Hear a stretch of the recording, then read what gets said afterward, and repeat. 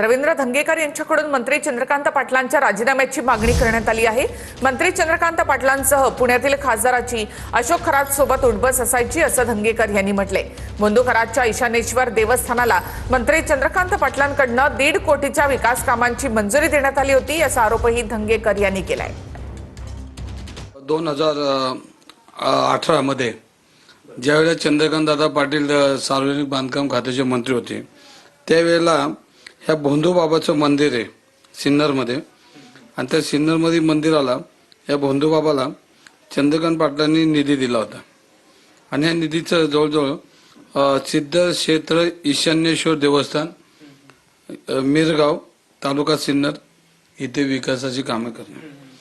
तर हे सगळं जे बजेट काढलं होतं दादांनी चंद्रकांत दादांनी हे जवळजवळ 150 कोटी रुपयाचं काढलं होतं आणि तिथल्या त्या बजेटमध्ये 1.5 कोटी रुपये त्यांनी ह्या देवस्थानाला दिले।